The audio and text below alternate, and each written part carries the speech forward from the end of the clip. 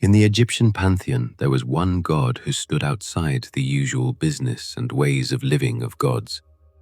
He did not rule a kingdom, command an army, or fight anyone for any throne.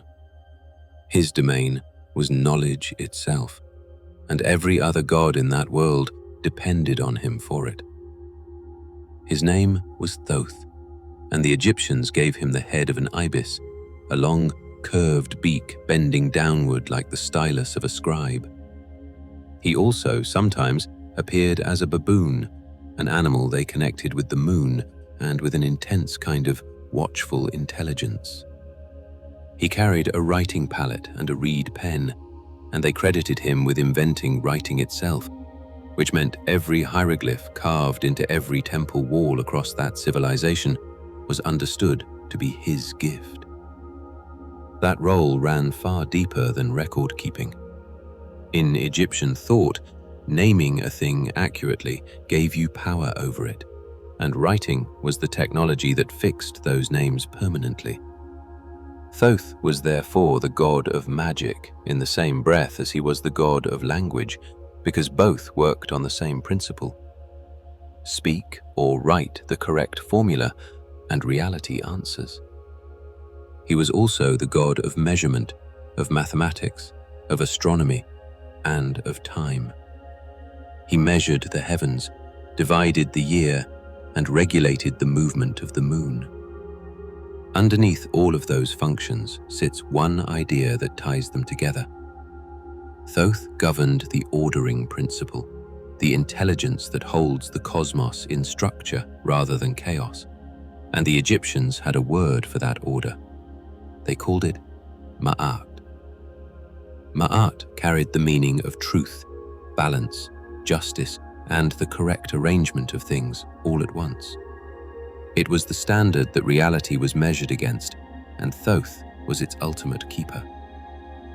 When a person died, their soul was brought into a hall where their heart was placed on a scale and weighed against a single feather representing Ma'at.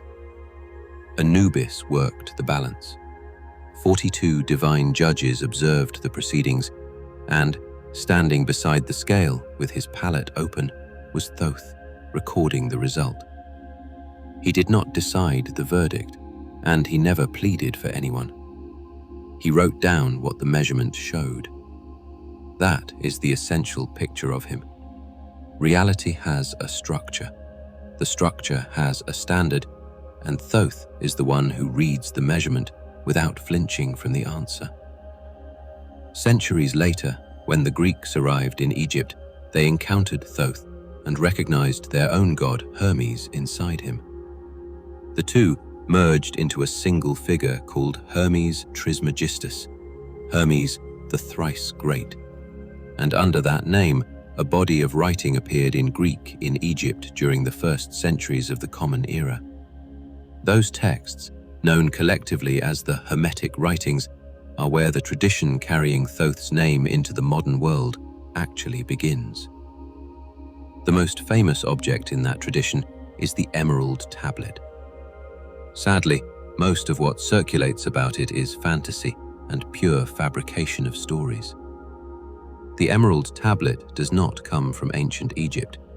Its earliest surviving appearance is in Arabic works from around the 8th or 9th century, and it reached Europe through Latin translations from the 12th century onward.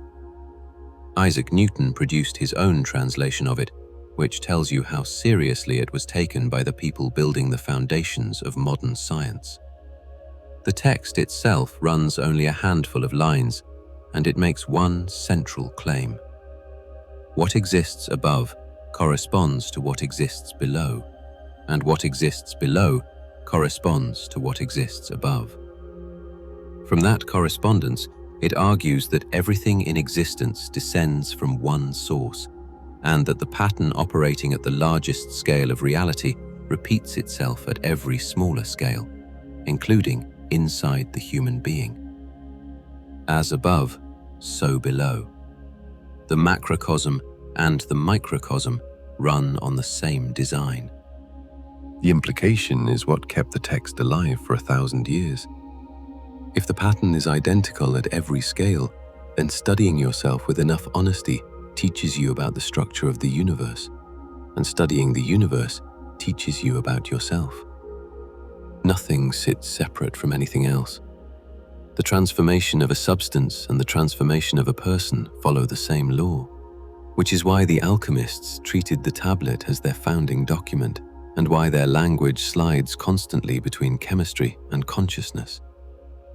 The 7 Hermetic principles that appear across modern spiritual content, mentalism, correspondence, vibration, polarity, rhythm, cause and effect, and gender, are usually presented as ancient Egyptian laws carved by Thoth himself. They come from a book called the Kybalion, published in 1908 by an author writing as 3 Initiates. The principles are a modern systematization of ideas found across the older Hermetic material, rather than a transcription of anything Egyptian. What survives across the whole story, from an ibis-headed scribe recording the weight of a heart to a short Arabic text about the source, is a single continuous idea. Reality is ordered. That order can be studied, measured, and understood. And the human being is not an exception to it, because the same pattern governing the movement of the stars is running inside the person watching them. Thoth was the god who wrote that down, and the tradition carrying his name has tried to preserve his teachings after thousands of years.